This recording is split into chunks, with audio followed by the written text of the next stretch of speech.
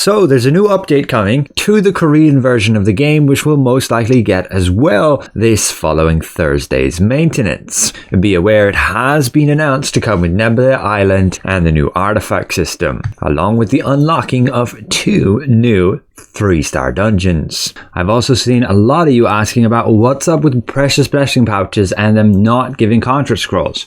Well, there's actually 2 different types of blessing pouches, but the ones unfortunately that you earn through the contract manager will continue to not give you any contract scrolls, which is unfortunate. Even the battle pass has the ones without the contract scrolls. Basically, if it says plus times 161, it does not give contract scrolls. If it has plus times 125, it does give contract scrolls. Maybe it's just a bug though that our check-in one is like that, versus all the others not giving these. As this is the older style version, the Korean version has these contract scrolls with only this list of gear.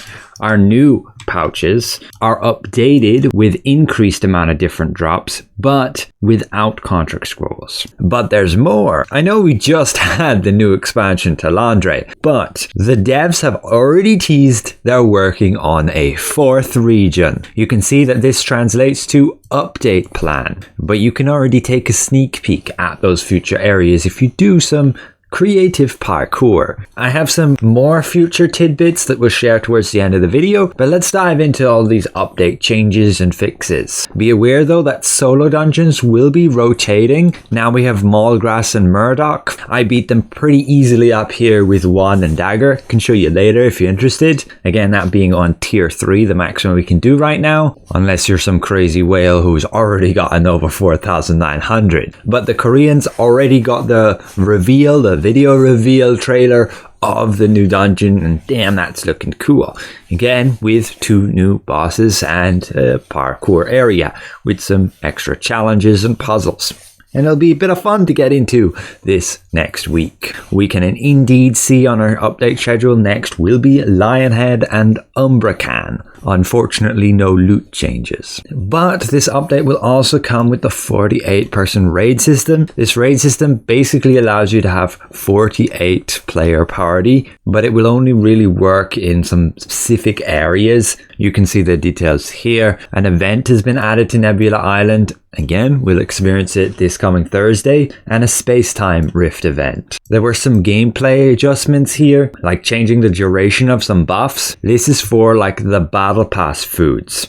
Abundance fruit and mastery report, I believe. They're changing it so the duration is only 30 minutes. And in fact, we've already got that if you haven't been aware. But the price has been adjusted, so now you can buy 2 of them for the same cost as it was before. This just gives you flexibility in when you want to be using them, and say you only want to do a 30-minute farm instead of an hour farm. Previously, you had to do an hour farm if you wanted to be efficient. They did also say there was a bug with your battle pass. Some of you may not be able to claim that objective. And if you're having issues with the dissolving gear one, if you still haven't completed this one, just simply buy a bunch of grey items and dissolve them. Like at this equipment merchant just here, I can buy these 11 items and then I can go to dissolve them all, and that should complete those battle pass missions for me. Yes, although we still have another 8 we can do, but you are spending solid to do that. And otherwise, yeah, you probably will be dissolving a bunch of blues just by playing the game anyway. At this point, the blues are next to no value. Just get those stars, as this battle pass only has 1 day and 20 hours remaining. The devs also did say they were fixing the server transfer ticket. Basically, you weren't able to buy it again for free if you, say, bought it and didn't use it. Unfortunately, however, they will not be extending the time beyond March the 13th. It still ends there. So if you want to hop server for free, do it now. They did adjust artifacts so they're a bit easier to farm. Again, I hope we get that, as they're notorious for, just random stats that you gain from them. With that solo dungeon, they did update the movement speed with Murdoch, so he has like 12 meters per second instead of 7, and the attack power of some of his abilities have been improved. So I guess the next time we face him, he'll be a bit more challenging. And they made some adjustments to field bosses there when you match with, say, a guild. And the prelude time for the boss to appear has been changed from 5 minutes to 1 minute. So be aware, it will be an awful lot quicker as soon as you enter that area. That's honestly a good thing, less waiting around. There were some updates here with regards to resurrection in the siege. Again, we won't be getting our siege until the 23rd. And tax transportation. They removed the Vienta village entrance resurrection site. There were a bunch of weapon changes here then as well, primarily just fixes where your shield throw wasn't bouncing, some display issues with like chain hook, and a tooltip update for the greatsword.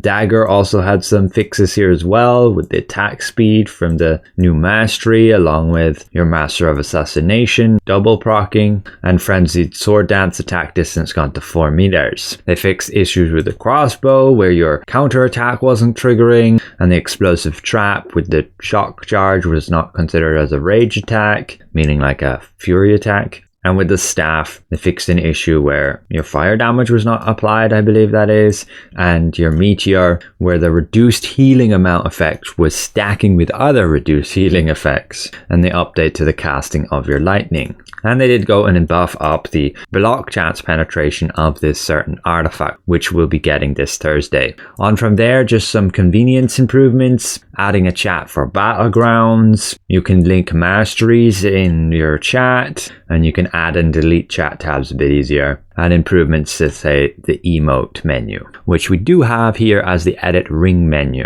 Plenty of things you can mess around with here. And that was about it. The Koreans are getting a battle pass, which actually has a skin we've gotten before them. This one right here. It's on sale for us for another day if you wanted to buy it. And that's ultimately it for the Korean update notes. Last thing to touch on again is, say, these leaks with regards to upcoming content.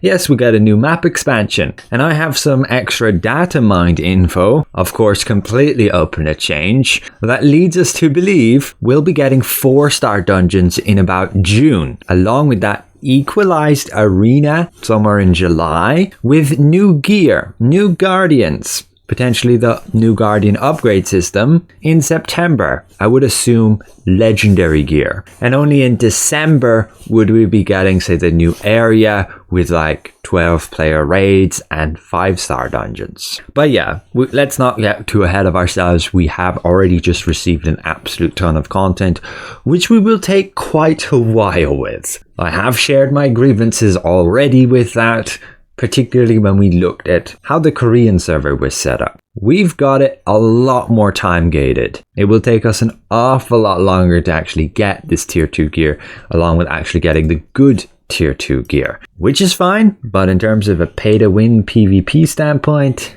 it's a little bit rough, especially when there's quite a number of people running around with plus 12 arch boss weapons, and that doesn't create a very level playing field. And then the only place that the actual good tier 2 gear comes from is random precious blessing pouches, so the chance to actually get what you want is insanely low, and so people will generally sell if they get that, and then people can buy them at an insane price if you're, say, a whale and actually get the good armor already, along with solo dungeons having some decent weapons. But again, it's a pretty low chance that you get what you want on top of getting the specific weapon you want. And so again, people can go and sell these rather than using them, leading to whales being able to just simply buy them, gaining another advantage over somebody who can't afford it. Thanks all for watching, and we'll see you guys around. Goodbye for now.